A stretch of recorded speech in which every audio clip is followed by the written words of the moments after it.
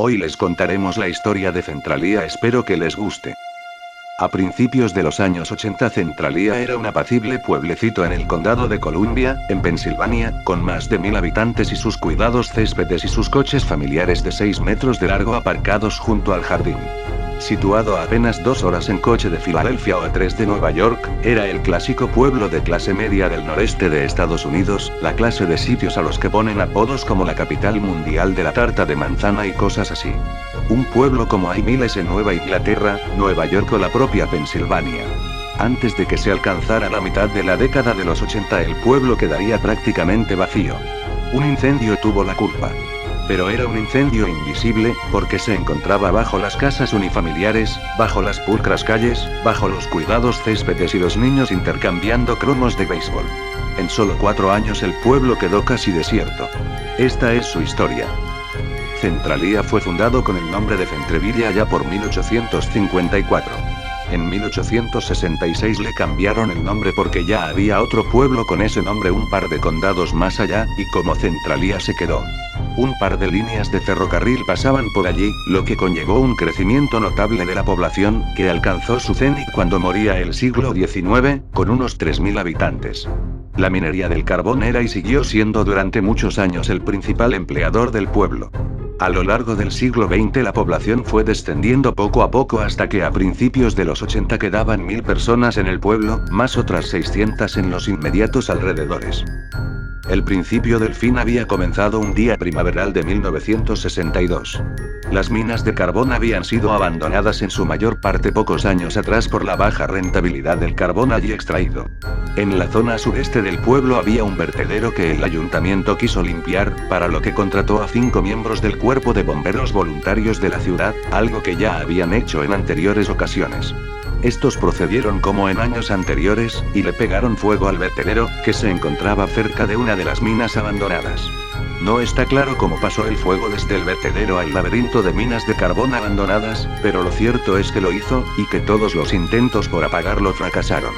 En aquel momento se planteó montar una operativa especial para extinguir el incendio, pero los desacuerdos entre el ayuntamiento, el condado y el estado sobre quién debería pagar la factura lo impidieron. Dicha factura habría ascendido a $5.000. Mucho dinero para los años 60, pero nada comparado con lo que llegaría a costar décadas después. Y el incendio continuó su marcha, implacable. Poco a poco el carbón se iba convirtiendo en brasas ardientes bajo el pueblo, y de vez en cuando había escapes de gases y llamas en algunos puntos de las afueras, que los bomberos extinguían rápidamente. El incendio avanzó a un ritmo de unos 15 metros anuales. Las medidas que se tomaron fueron básicamente ir abriendo pozos para aliviar la enorme presión del subsuelo. Las décadas pasaron, y todo el pueblo conocía la situación, pero no le dieron demasiada importancia hasta 1979. En ese año el dueño de la gasolinera local, que también era el alcalde, introdujo una vara medidora en uno de los tanques de gasolina para comprobar el nivel. Al extraerla notó que el metal estaba inusualmente caliente, así que introdujo un termómetro en los tanques de combustible. La medición le aterrorizó. La gasolina estaba a 172 grados Fahrenheit, lo que vienen siendo unos 80 grados centígrados. Aquello era verdaderamente peligroso. Recién estrenada la década de los 80 el asunto se puso verdaderamente serio. Empezaron a aparecer informes de graves perjuicios para la salud de los habitantes de Centralia debido a las continuas emanaciones de gases tóxicos provocados por el incendio. Los habitantes de Centralia instalaron en sus casas medidores de monóxido de carbono, dióxido de carbono y oxígeno para evitar morir asfixiados durante la noche. En 1981 los pozos de evacuación de gases eran ya 1800. Ese mismo año, un chico de 12 años llamado Todd Dombowski estaba jugando en el jardín trasero de su casa cuando se abrió un hoyo de 1,5 metros de ancho bajo sus pies. Todd se agarró como pudo al terreno gritando. Su hermano se percató del peligro y corrió a rescatarle, salvándole la vida. De ese hoyo, que tenía medio centenar de metros de profundidad, brotó un chorro de gas hirviente que contenía cantidades letales de monóxido de carbono. El pueblo se dio cuenta de que estaba en inminente peligro de muerte. Se celebró un referéndum para evacuar el pueblo y ganó el sí, pero sin financiación poco había que hacer. Por entonces se calculó que extinguir el incendio costaría $100 millones y habría que evacuar la mayor parte del pueblo de todas llenas. El asunto pasó al estado de Pensilvania primero y al Congreso de Estados Unidos más tarde. La gente se fue marchando del pueblo poco a poco, pero ese goteo se convirtió en estampida cuando el Congreso otorgó $40 millones para realojar a los centralianos. La inmensa mayoría de los habitantes de Centralia se marchó a pueblos cercanos como Mount Carmel o Ashland. Unas pocas familias, sin embargo, se negaron a marcharse.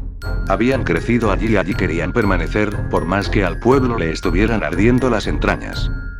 En 1992 el estado de Pensilvania expropió por ley todas las propiedades del pueblo y procedió a su demolición. Los escasísimos residentes que quedaban plantearon una demanda colectiva para evitar ser expulsados de sus casas, y consiguieron detener su expulsión.